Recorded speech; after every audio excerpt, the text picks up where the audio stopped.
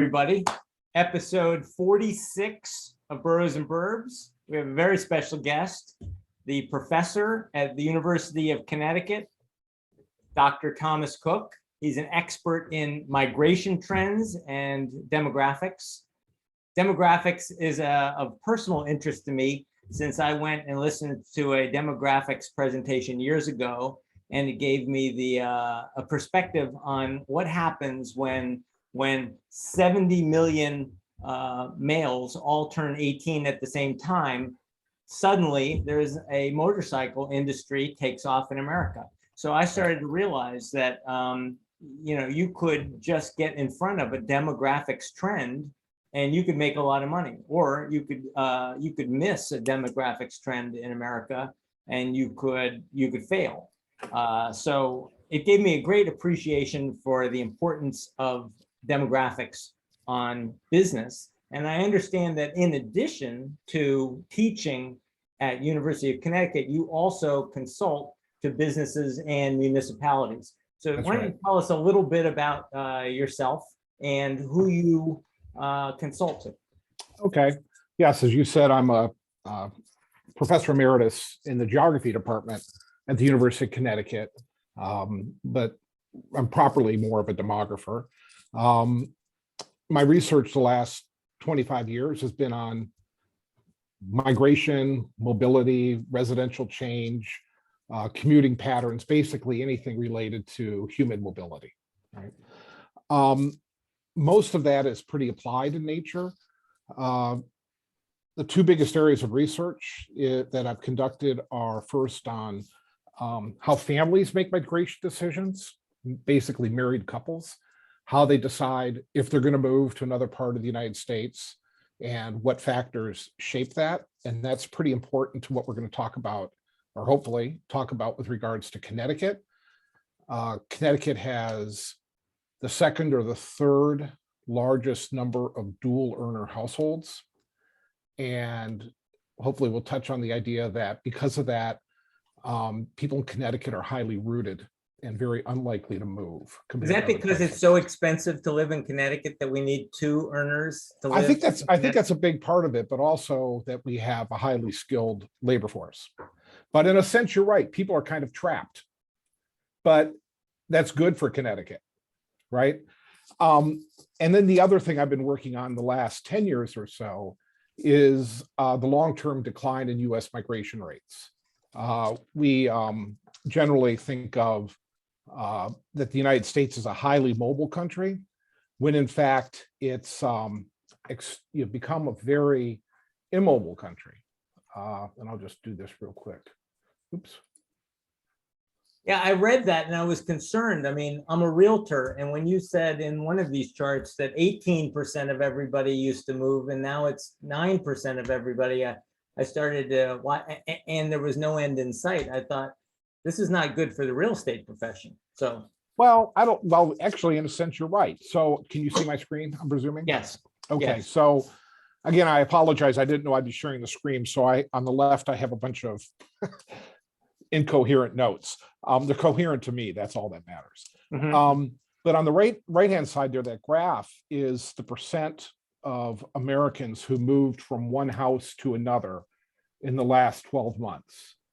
From 1948 to 2020. So way back in the early 1950s, these are people who did not move. You could invert it. So 20% of the US population changed their place of residence. So they can move across the street, they can move, from Connecticut to Alaska, whatever. Now that number, only about 8% of Americans move from one home to another in the previous 12 months. And the interstate migration is the same. In 1984, 3% of the US population moved from one state to another. And now it's down to 1.4%. So what's it going to take to change that? Because according to that chart, it's going to get worse. What is it going to take for that to plateau or reverse that trend? Well, that's a good question, because I've been studying this for about 10 years and I've been waiting for the dead cat bounce. It just seems to keep on kind of steadily going down. You could see, I wrote the statistic there for 2020, the first year of COVID, it basically stayed the same. So we had this idea. If that continues, I'm definitely in the wrong business. Is that equally true for Roberto as it is for me? City versus country? Oh, I thought you were asking him. You're asking me. Yeah. Yeah, it's consistent. One of the strange things about it that's frustrating for a researcher is it's consistent across the country, different regions of the country, different cities. It's consistent demographically, high income, low income. It's consistent over race and ethnicity. It's just, What about that's why I refer to it as a rooted society. It's just everybody is becoming more rooted. what about urban to suburban or suburban to urban? Well, we have seen an uptick in urban to suburban, but again, that's occurring a lot, just like in the major metros, right? Chicago, New York, Boston, San Francisco. We see a slight uptick to 1.4% interstate, but I just, the numbers aren't, the numbers are just not that large in terms of the shift towards the suburbs, in terms of impacting this overall number. And is it also true in Europe, or is it just the United States society that is becoming less mobile? Yeah. Actually, we're starting to converge with the rest of the world. So Western Europe has pretty low migration rates, and we're starting to approach those. New Zealand, Australia, Canada traditionally have had high mobility levels too, and those have dropped. And interesting, those are all former English colonies with lots of space to settle. So it's more of a historical trend than it is kind of an immediate like economic trend. It's very long term. I wonder if it's also tied to the financial products. I know that when they sell me a 30-year mortgage, I tend to start thinking about my house in 30-year terms. Right. And right now we're starting to see a shift in the financial markets, in the real estate market, to 7-year product, 10-year product, 7-year, 5-year ARMs again. They've been out of favor and then they're back in favor. I know that in Japan, they introduced a 50-year mortgage and a 100-year mortgage. And I wonder if that kind of long-term thinking about financing your house translates into, okay, I'm going to make a commitment for 100 years on this house or 30 years on this house. I'm going to start investing in it, and I'm going to start renovating it on that sort of long-term thinking. But that's interesting. I hadn't thought about that at all. My response would be that, we saw this explosion of homeownership at the end of World War II, which caused rapid suburbanization. Those were all 30-year mortgages, right? And so we've shifted to shorter term mortgages. A lot of people have, and so we still see migration rates plummeting. You were talking about the real estate market. 3 or 4 years ago, I was contacted by the corporate relocation, corporation corporate relocation, and that industry is struggling because people are moving less, and the incentives they have to give people to move a corporation are increasing quite a lot. Yeah, so they're being impacted as well. Do you think that doesn't it have to do with, for example, Bank of America came out with a report, I think it was just yesterday, and they predicted that affordability could drop 25% because of low inventory and rising interest rates. Right. And hasn't that been really the big trend ever since the world wars, that it has just become more and more, although we have all these financial products to help people jump in, that the barrier to entry is becoming more and more and more difficult. They said that the median price of a home could get to 4 times higher than the median income. And that's like the highest level we've seen since even the housing bubble of 2007. Right.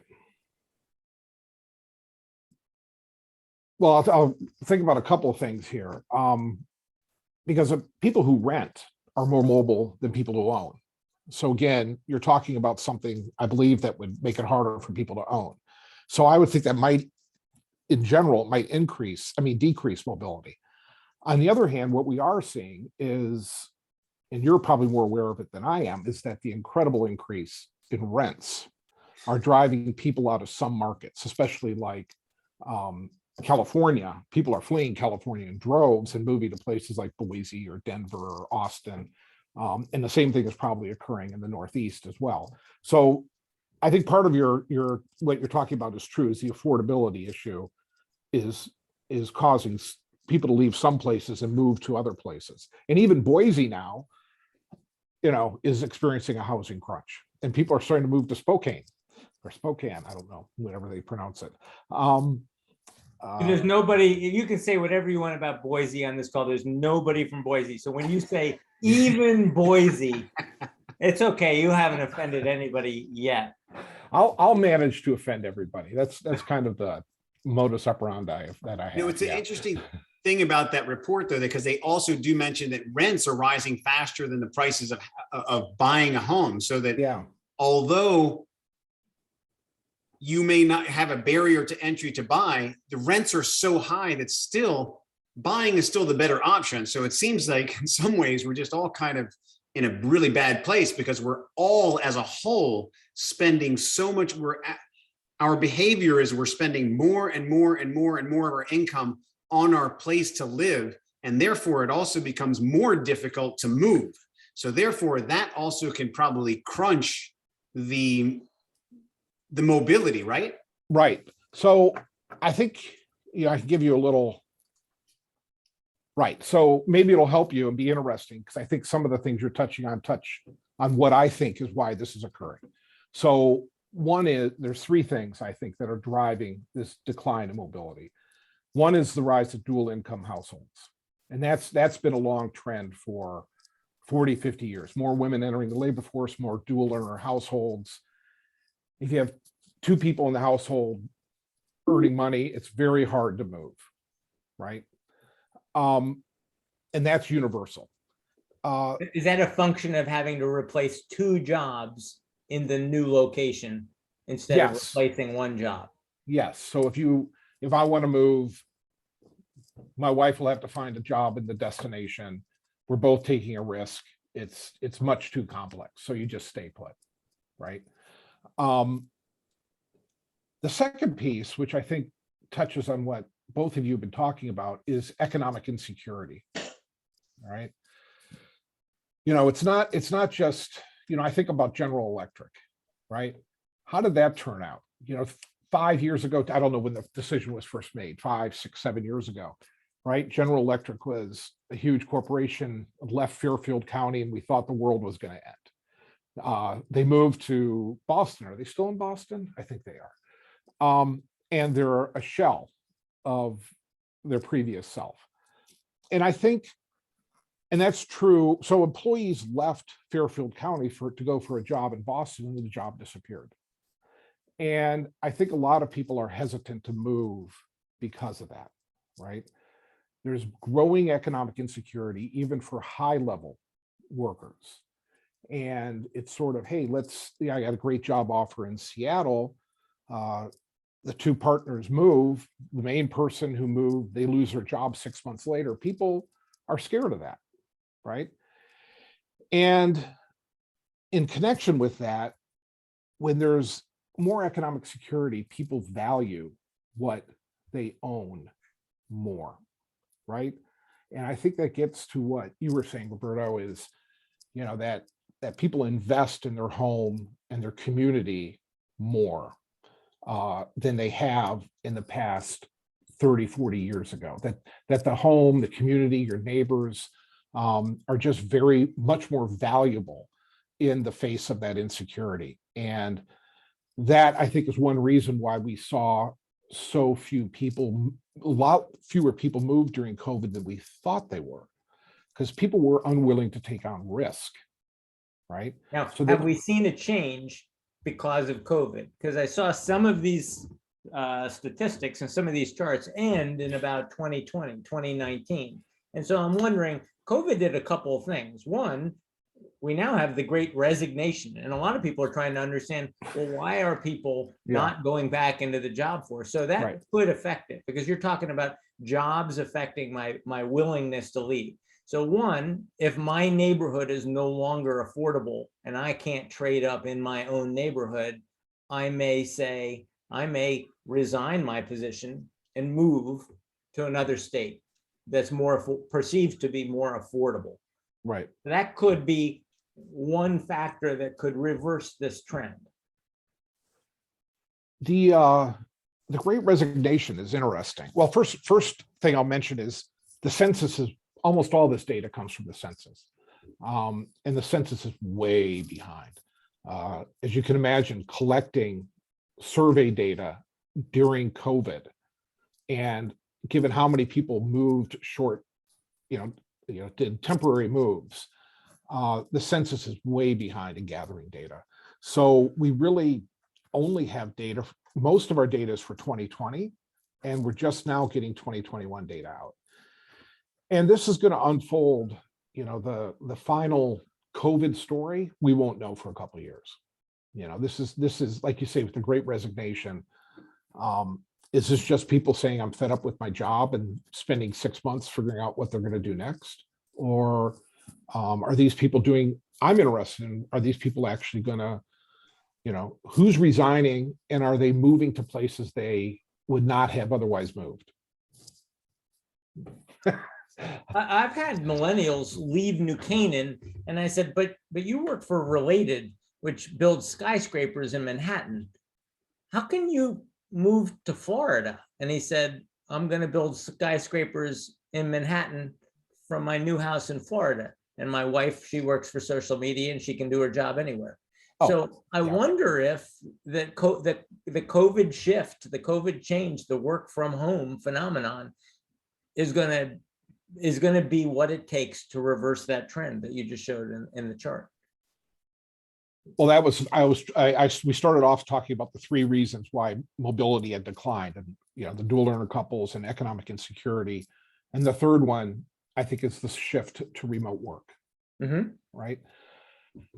But what we saw, or what the evidence I think shows, the data we have so far with regards to COVID, is some people used remote work to relocate.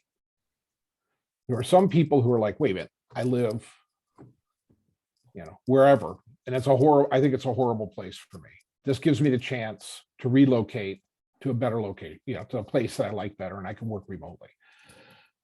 But most people didn't do that.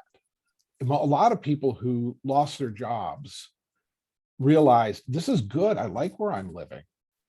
Now I don't have to move, right?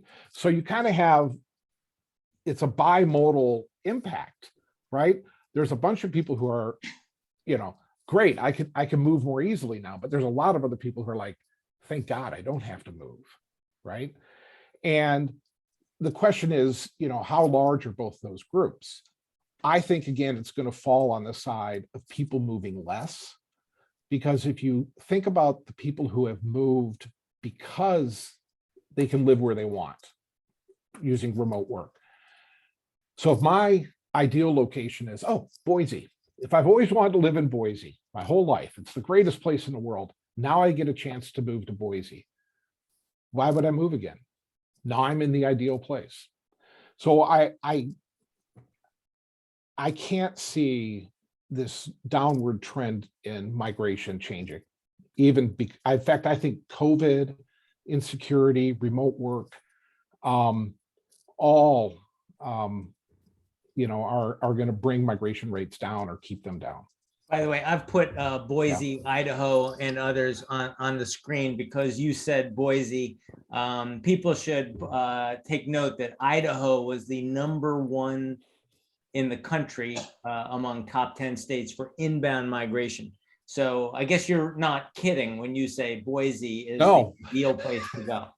No, I use Boise because it's crazy. I mean, I should have had the statistics up there about how much Boise has increased in size. But the thing is, it's been booming a lot of these trends that we noticed or became, noticeable during COVID were trends that were already occurring. Mhm. There's not a lot of surprise. It's just, COVID exacerbated them. Well, can we go around the country and kind of talk about maybe what some of the underlying causes were? I mean, when I look at Florida, I think, well, weather and tax policy. Same with but- Arizona. Yeah, Arizona, weather, and is that again a tax policy? Yes, yes. But I see Texas right there, at number 19 in the middle, and that surprises me because they have nice weather and a good tax policy. Mhm. So what happened to Texas? Well, first of all, it's a huge place. So if you were to draw this based on regions, I think you get a slightly different picture. Okay. These are percentage differences, right? That's why South Dakota, like 5 people moved to South Dakota and it moved the bar so high. Well, actually, High rank. let's see. I saw this earlier. Actually, this is the number. So it doesn't look like a rate, but the patterns are about what you would see. So people are fleeing, or I shouldn't say fleeing, people are leaving California. A lot of it is housing price driven. North Dakota, I think there's something going on with the fracking boom might have declined. But yeah, you see the movement out of the Northeast down to the South, the Sun Belt phenomena. I will say that is probably not linked to taxes as much as we would like to think, or as we're kind of, the narrative that's been generated. Yeah, let's talk about that. My Yeah. headline said, tax the rich, they won't move. Right. I didn't make that up. I saw that in your tweet where you said, take note, Connecticut, that Massachusetts is studying this, and several studies have been published that would suggest there won't be a net loss with a millionaire's tax in Right. Massachusetts So or Connecticut. yeah, I mean, we could talk about, let's talk about taxes in general, and then we could focus on, the taxing upper incomes. Yeah, there does seem to be a correlation. People are leaving high income tax places in the Northeast and moving down to Florida. But just there's a correlation does not imply causation. We all know that. I think we should think, first of all, in terms of total tax burden, because some places have no income taxes, but they have high sales taxes, or they have, higher, lower property taxes. There's all different types of taxes, right? And you look at a place like Vermont, which has the 4th highest tax burden, but is growing rapidly, right? Or New Mexico, which has very low taxes and is shrinking, right? And I'll share this. Let's see if I can do this. I'm gonna find where that is. Now, I will point out that study said of the 2,000 people who might leave as a result of a millionaire's tax in the state of Massachusetts, 500 of them are some of the wealthiest earners of that 2,000. And that would be, so not every person leaving is economically as valuable to the state as every other person. And you would be losing maybe 2,000, the most valuable economic assets of the state. John, can I interject something? The wealthier you are, the less taxes you pay. Yes. Okay? Because you understand how to avoid paying taxes. This is why Warren Buffett says that his secretary pays more in taxes than he pays. Right. So actually, the professor is absolute, and I said it to you in an earlier episode. People do not make life decisions. Most people do not make life decisions based on tax law. First of all, tax law changes. Yeah. So anybody who's making a decision based on tax law is making a very narrow-minded decision. And the wealthier you are, the less you are concerned about paying taxes, because the better tax advice you're getting to avoid taxes. But Michael, I'll just to counter a tiny little bit. And yes, obviously the rich pay less, but I believe Buffett says that his secretary pays less, a lower income tax rate than he does. Right. The reality is Buffett pays a unbelievable amount of taxes. And for- he makes 4 billion times more money. But I will state that for a lot of our type clientele, there's a whole ton of hedge funds that have directly said, I'm going to Florida because when you take 7% of a very big number, and I can live down in Florida and still come back up here in the good And it season. is still a minute percentage of the hedge funds that are in New York. But, and actually an interesting part too, is by the way, the more you make, the more likely you are to not pay the taxes. The principals have frequently moved down there and left a lot of their second, third, fourth tier guys back up here. So we're losing the single biggest. And I'd like the professor to, I think that has more to do with quality of life than it does economics. I do not believe that economics, I believe that people want to make it about economics because it's political and it makes it a good conversation. Okay, and it's good for political parties to hang up their hats on that. I don't believe that people make those decisions, make life decisions where they're going to live, especially wealthy who have 6 and 7 homes. They may be moving their primary residence. They're not moving their residence. Okay, so they might be a legal move, but it's not an actual move. Well, I agree with Mr. Goldenberg entirely. I think that this argument that, you know, the millionaire with the suitcase, right, is such a simple argument, and it's easily used by politicians, and newspapers pick it up. It's a great headline. It's a great thing to stir up interest, but it's such an incredible simplification of why people move. People move because of life course events, right? People get utility from where they live. And as long as there's no change, they'll probably stay where they are. What causes people to move is a big event. They have children, they get married, they divorce, they graduate from college, they lose this great job, they're whatever, right? They're big events in somebody's life. And that big event changes how they value where they live. And I'd always talk to my students like out at stores, and you know, when they're 21 and they're seniors, stores has a lot of utility to them. The day they graduate, living in Mansfield, Connecticut is useless to them. They have to find a new place to live. And it's those things which drive moves, okay? But you could, so if you look at the actual evidence, there's very little evidence that tax rates have a significant impact, okay? So I'll share my screen real quick. I have a simple. I just put a link to your tweet in the chat, and okay. The study says that losing 500 of the wealthiest households represents $100 million loss in tax revenue from relocation. Well, I was retweeting somebody else's study there. That wasn't my study, but no, but that's the one that you reference in your tweet. Right. Well, let me come back to that. I first want to show this, and then we could just humor me for a second. So you see this here on the right. See it, right?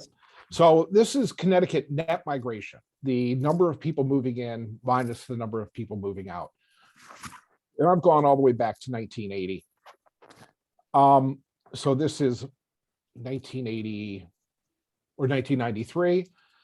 The income tax was instituted. So Connecticut, before the income tax, was having some pretty significant out-migration.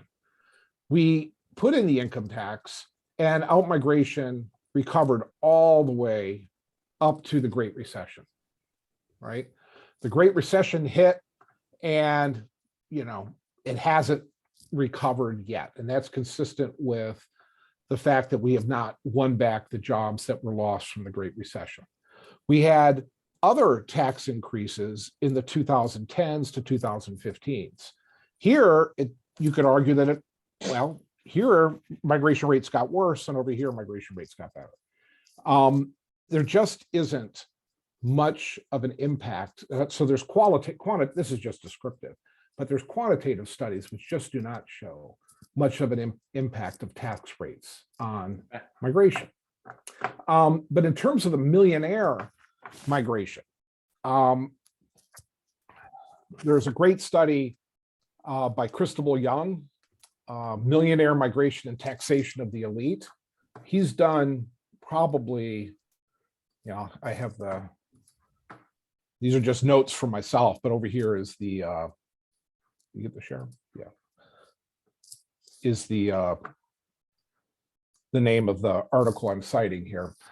The biggest thing that most of the studies show is that if you look at year-to-year changes in the number of wealthy people living in your state, right? How many people make more than $1 million a year in 2021 versus 2022? Migration has very little impact on it. It's wealth creation. And in Connecticut, even if large numbers of wealthy people left, there's always people moving in who become wealthy, right? It's a place that creates wealth. And so even if taxes caused out migration, you're still going to see people who are already here earning more income. So I looked at this, I couldn't find the data. Let me stop that.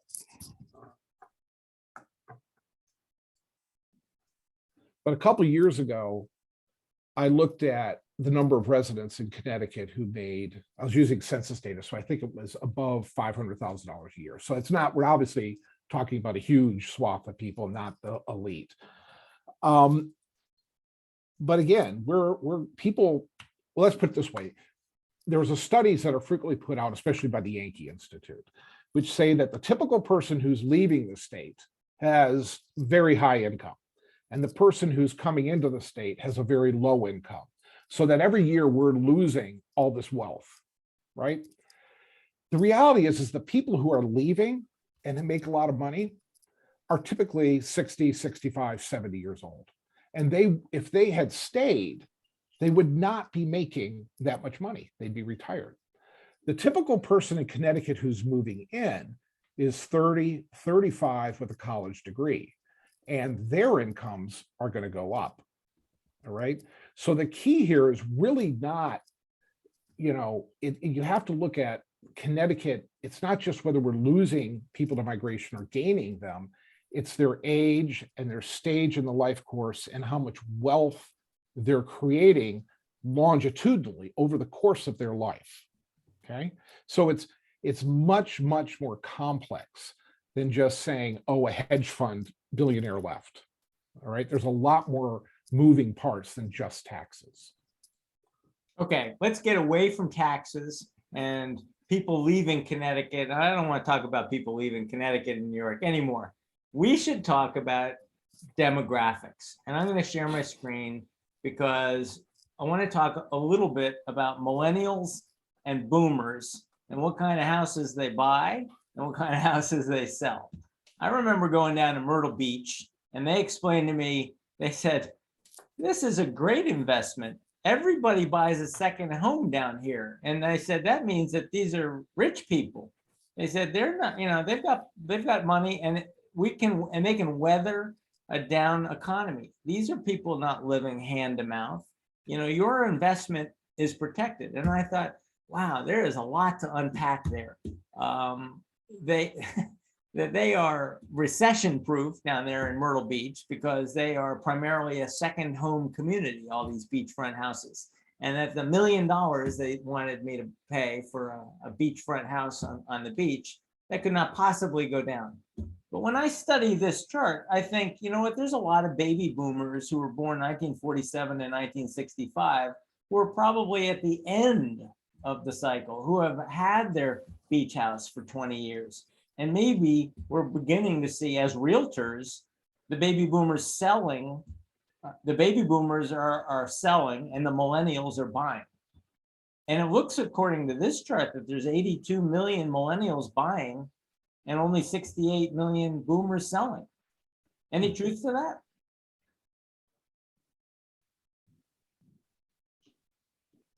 I was just thinking about the numbers here. I got distracted. I'm like, No, I know all the pretty. I'm like a colors. crow. You show me a shiny chart and I'll get I know. I distracted. see all right? these colors. I can get lost in these millennials versus boomers charts.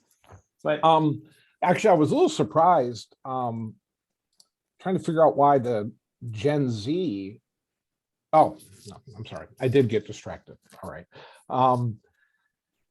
Well, you know that, I mean, I in terms of housing, I won't put myself out as an expert. You know, I can comment on what I know, and I'd be interested in what you guys know. You know, one of the trends we do see with baby boomers is more people are aging in place, right? And they're adapting their homes. So, you know, people are staying in their homes longer. So, you know, the degree to which they're selling, you know, I don't know. Maybe you can comment on that. Millennials are, of course, less likely to buy homes, right?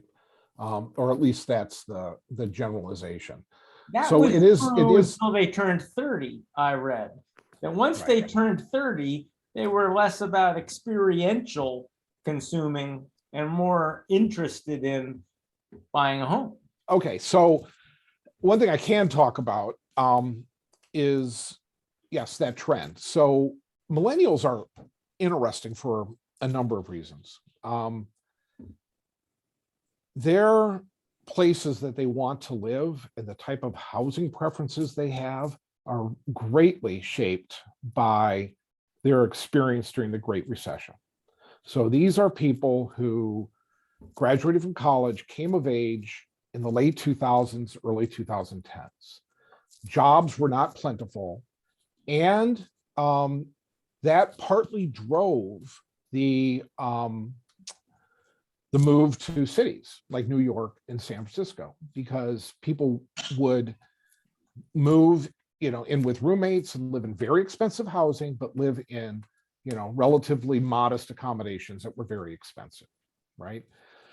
And so and I think that experience of living in high density housing while they're in their late 20s is going to impact the type of neighborhoods, communities they want to move into when they do start buying homes like they are now, to the ones that are. And so I've always, and again, you know, real estate, you might know better than I do. My guess, I wouldn't say it's a guess, but my hypothesis is that millennials are more likely to live in inner ring suburbs or higher density suburbs than previous generations. Okay. I see this, I live in West Hartford. I see this all around. And this is partly due to COVID. People, you know, coming out of New York and buying 30-year-olds buying houses in West Hartford. So before COVID, this trend was emerging. You're right. Older millennials were starting to earn more money.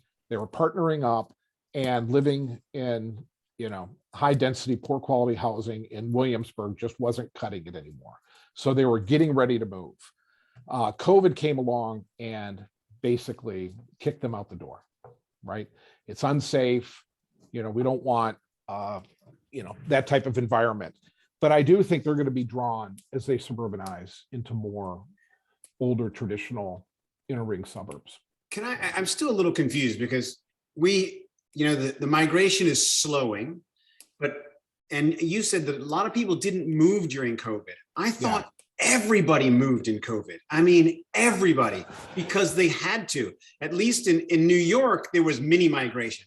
People were going to different neighborhoods to get something that was, you know, to move into a neighborhood that was maybe they couldn't afford before, to get a different space, to get a more usable space, to get a bigger space, something with which, you know, to get an office in, you know, into their space, which I would imagine now makes them a little bit less mobile, because now they're more rooted into a space that really does suit them better, you know, and that may happen now, but there has, in that table, that line, there has to be a huge hiccup of movement that happened at COVID.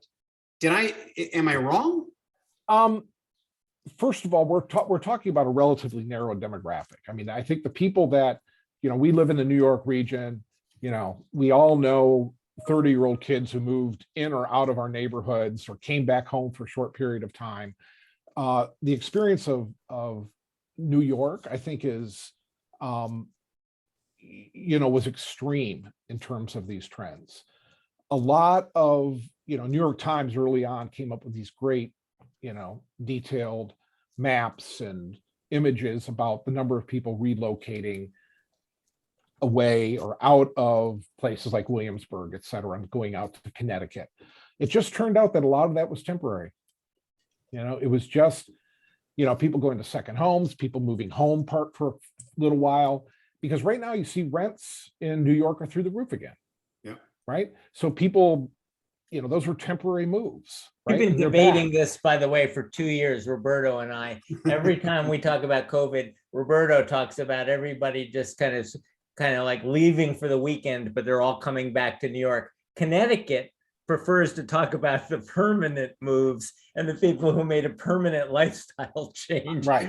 Temporary change. I heard temporary No, change. and We all hear what we want to hear. I know. No, but I mean, this idea that there's this mass, exits from the city and this mass movement, that was just, so much of that was temporary. But a smaller component is definitely an uptick of people who did leave cities, and they generally left to go to the suburbs surrounding the city that they started in, right? So a lot of it is city to suburb moves. But again, if you're talking about, when we have 330 million people, you're talking, I can't do my math that quick, 4 or 5 million moves a year. Is that right? Something like that. And it takes a lot to move that bar, because if you have 20 million millennials, and only say 3% of them move versus 2%, you're still not talking about a number that's capable of moving that overall migration rate. Mm-hmm. Right? So among some groups, you see some distinct changes, but overall, we're just very rooted.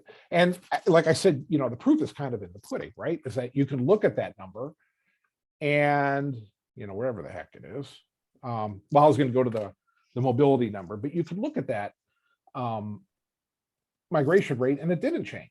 So clearly some of the perceptions we have, it's not that simple, right? I really do think it comes down to affordability. It's like, it's like John always says, he's, I've got people in Connecticut, and these are people of means that haven't moved because there's nowhere to go. Because to replace even and we're talking about wealthy people, replace their $5 million home in Florida, they're gonna have to spend $8 million. So they're not going anywhere. So it runs a whole way up the scale with affordability. And with, and Zillow was saying that that inventory had plunged 25% in the last month. And year over year, and that was down 48% from 2 years ago. Right. So, I mean, I just think it's increasingly about affordability, really. Right. I think the people that we had in Connecticut who looked at Florida and said, there's no longer a first mover advantage, right? The prices have come up and where I want to go. I also have customers here who looked at Texas and they found that they would get a 1970s split level fixer-upper, in Austin, was going to cost them $3 million. And they were shocked. And they said, oh, I guess I don't get the first mover advantage to go into Texas either. It's already been discovered. But it doesn't necessarily mean they won't move. It means that they begin to start to look at Nashville, and they look at Charlotte, and they look at Memphis, and they look at some of these other alternatives, and they look at the Carolina coast. So they're going to continue to shop for value. Yeah. Well, if you're talking about value, you're the real estate professionals. I ask you guys a conundrum that I thought that that the switch to remote work would impact this. I live in West Hartford, Farmington, Simsbury, West Hartford, a lot of nice suburbs. I'm in a 1920s Dutch colonial, 20 some hundred square feet, and it's only worth $480,000. You want to sell that? It's only worth $480,000. And that's fine. I don't give a crap because I'm not selling it anytime. How something's only worth something. He's until you immobile. sell. Yeah, He's rooted.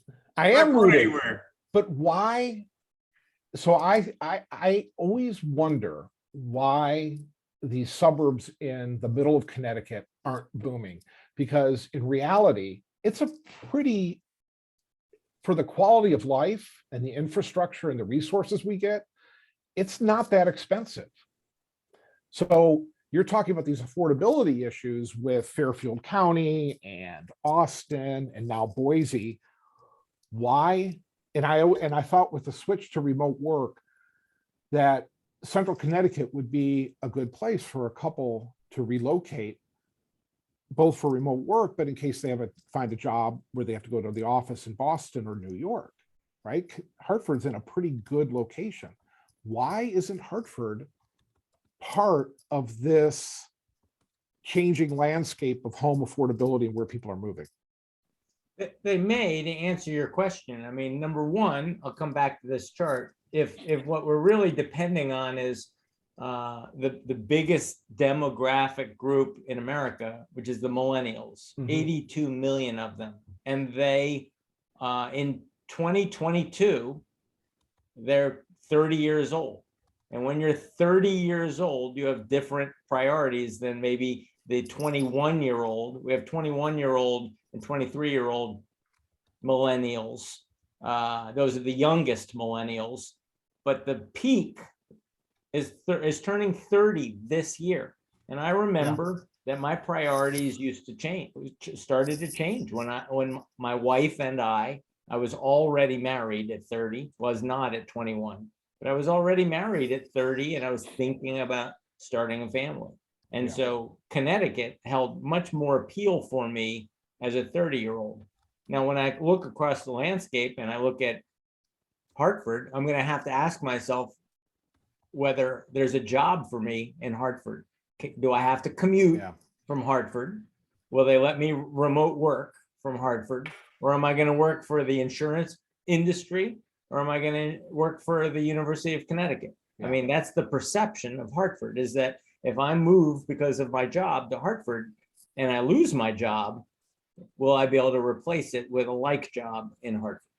Right. I think it's about proximity to some of the major city centers as well. Like, I mean, the further you go out, the more risk you take about having the opportunity to come into a city if you have to, because there is remote working, but remote working is really still kind of in its infancy as a trend to really be an established form of work. Like the people who live in New York and in the city, I mean, some people say they love being remote, et cetera, but if they really go back to thinking about why they came to New York City, it was about being and collaborating with people every single day, going to the office. Hey, how are you? Meeting for drinks, meeting your friends, doing this. When you go into the real estate office, it's about being in the office and collaborating about the deals. Hey, I just saw this property. I did this. It's all this sense of collaboration and being together, where the further you get away from that, the more risk and the more FOMO you have from not experiencing that. So that's what I see.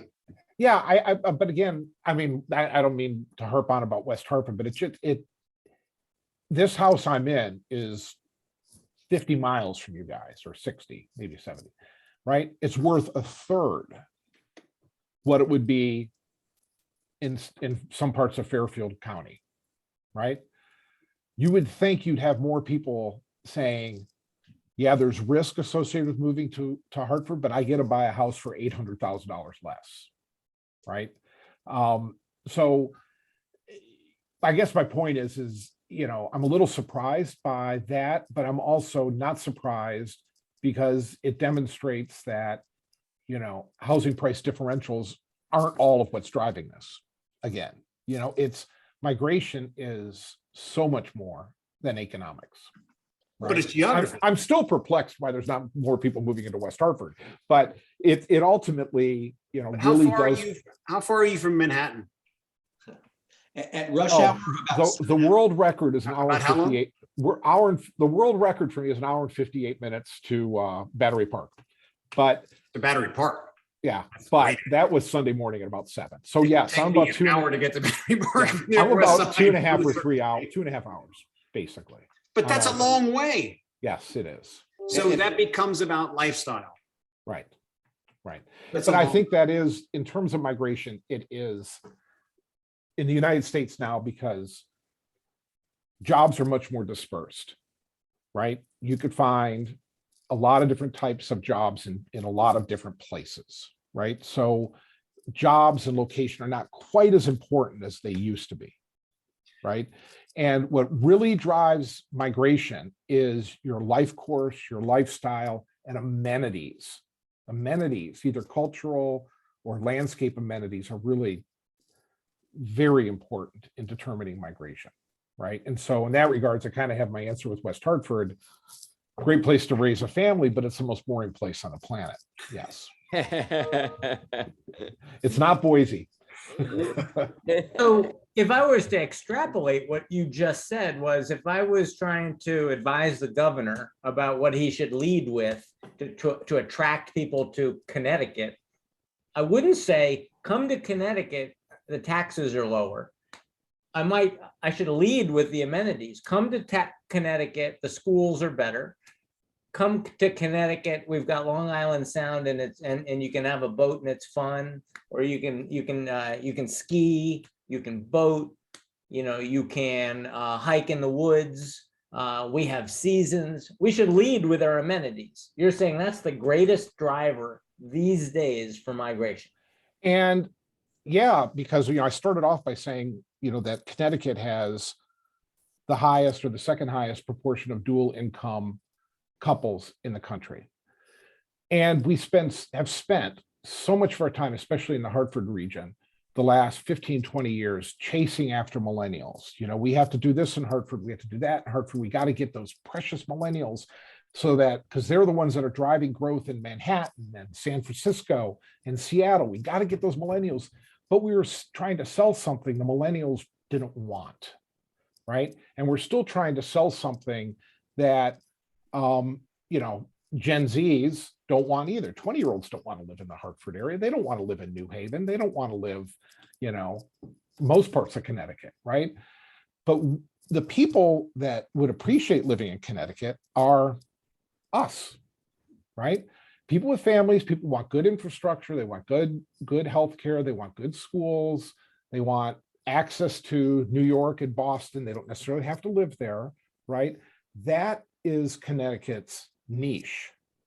And you see this, we were talking about how millennials are moving, out to the suburbs, part of a long-term trend and also kind of encouraged by COVID.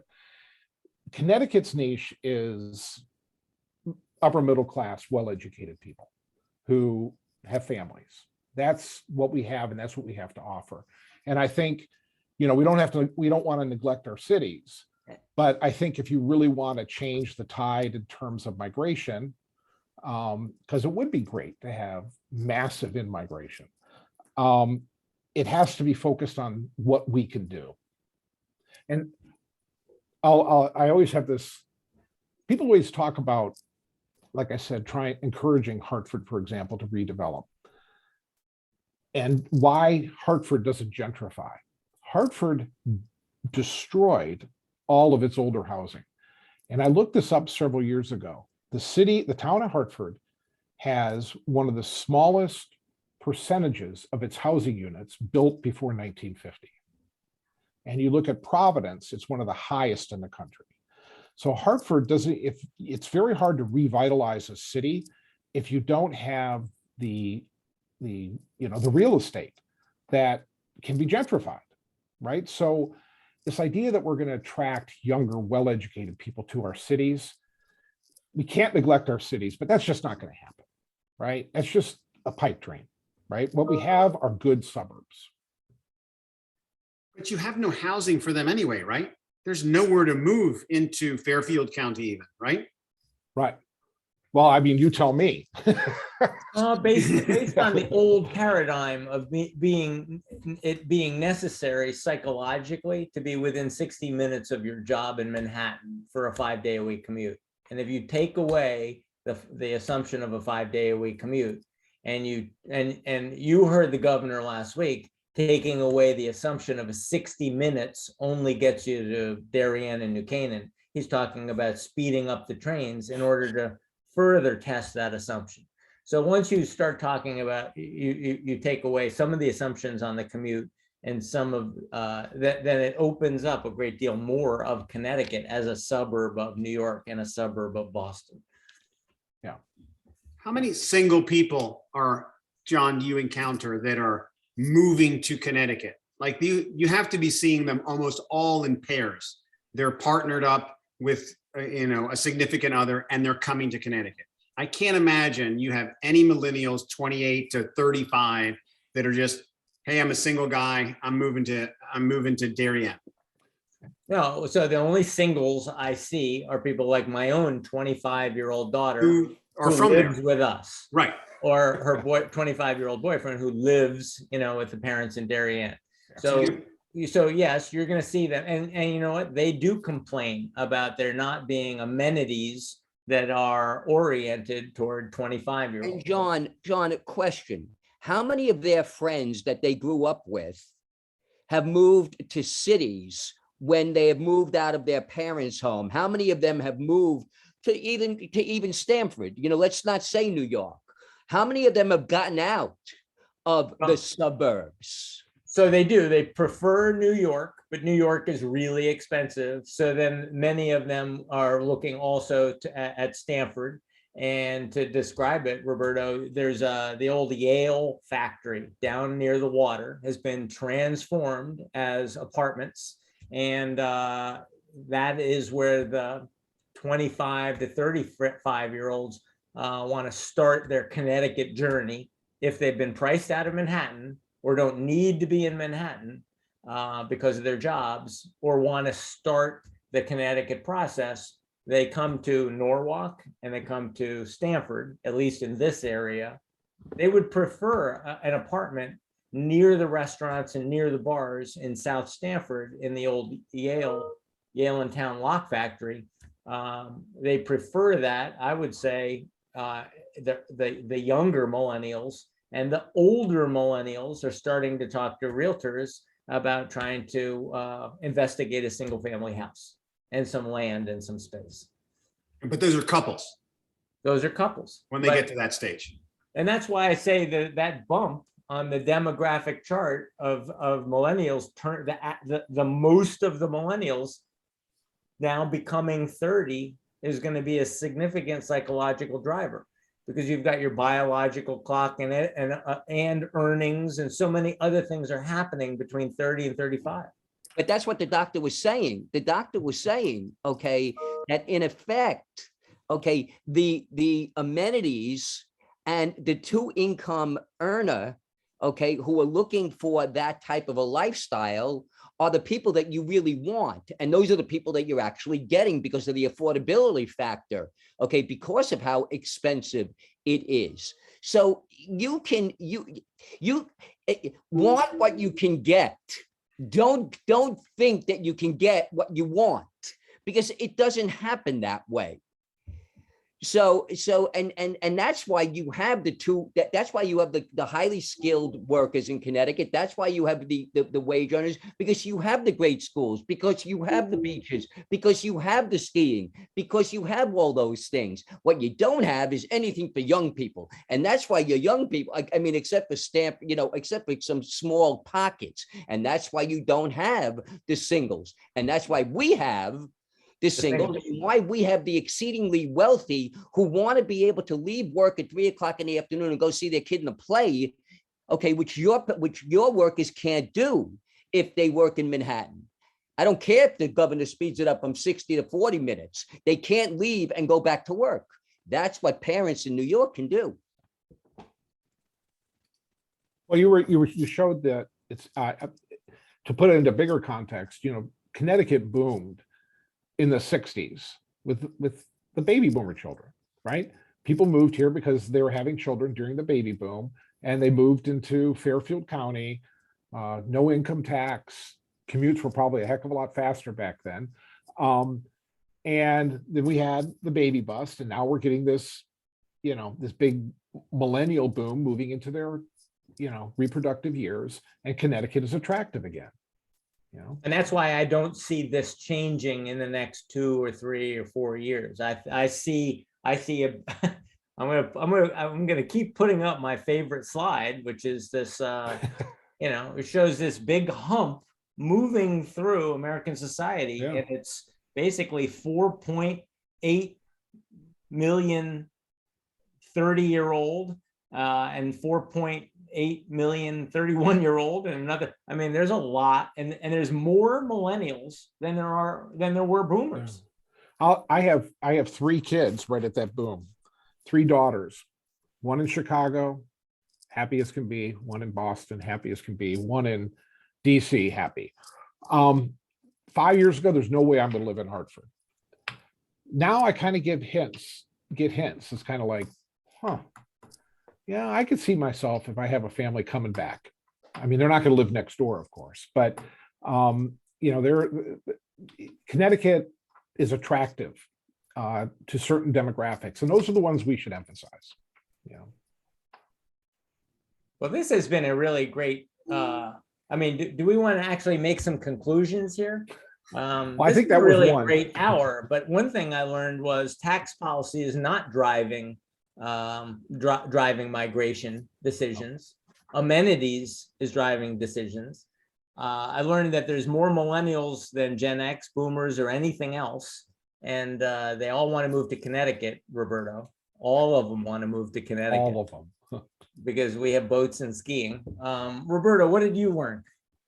The biggest thing, I can't believe that migration is slowing and slowing and slowing. I was just in general thinking we're a much more mobile society, that we're just moving around so much. And the fact, and I don't know that if it's maybe, and I would have thought that it just got prompted by COVID, that people went out to find homes that were much more flexible and larger. I mean, like, for example, in New York, there's a trend towards everything has to be larger. The studio apartment in New York is suffering because everybody wants a 1-bedroom or a 2-bedroom, or everybody who has a 3-bedroom wants a 4-bedroom. They want that office.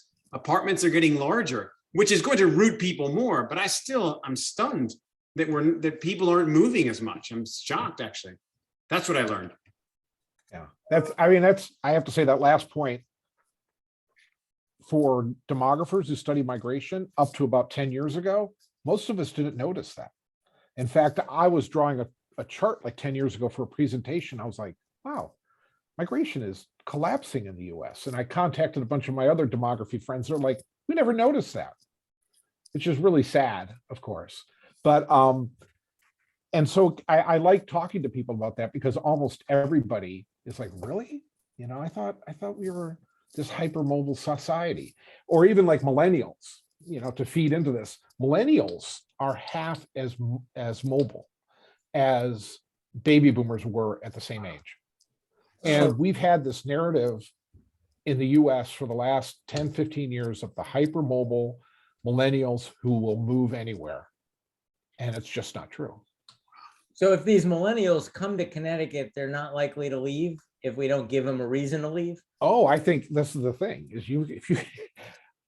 if you can get a 33-year-old well-educated couple to move to Connecticut, they're stuck here for 20 years. I mean, this is a captive labor force, and it really increases the productivity of Connecticut, because you have these well-educated, productive people stuck here and committed to their communities. And so I see that as an opportunity for Connecticut that we should leverage better. Scott, do you have a conclusion for us? I love the study of demographics. I mean, the chart you love, John, is something that really pushes it. Demographics is destiny, and it's interesting as things push along. The only thing I think we didn't comment on a little bit is just also proportionality. If you think about like 10,000 people leaving New York City, nobody would notice. But if you put 10,000 people in Fairfield County, there is no inventory, none, anywhere. We'd have to send a few up to West Hartford. That's it. And by the way, I got a house I'll sell you pretty cheap. High prices solve a lot of issues, low prices solve a lot of issues. And over time, as the whole workforce works out, my guess is, again, if we remain remote, I think West Hartford's going to be a huge buy right now, and people will say they wish they had. That's what I'm thinking, because we just had our neighbors, they're 32, they were living in Williamsburg. He's a pediatrician. She works remotely in marketing in Manhattan. She goes down once every 2 weeks, and their friends are coming up and they're like, wow, this is a good life. And so I think people, it's not just West Hartford, it's Connecticut, maybe the whole eastern half of Connecticut, not just Fairfield County, is in an increasingly good position. I love that. I want to end with that. We are in an increasingly good position. You hear that, There we go. Roberto? Yeah, I did. But I also, people go, wow, look at all this. And then they get back to Manhattan, they're like, wow, that was a long drive. Touche. We're going to speed up those trains and then you'll see. All But right, no one's sleeping on my doorstep. Thank you so much, Dr. Cooke. Oh, Thank thank you. I learned a lot. It's fun. Agreed. Thank you so much. Yeah. Thank thanks a you, lot. Scott. Thank you, Scott. Roberto. And thank you, Michael Goldenberg. Yeah. This was a great, Thank you. All this right. was Nice a to meet great you all. hour. And Take I care, hope to guys. see you all next week. Thanks so All right. much. Bye-bye. See you, Skipper.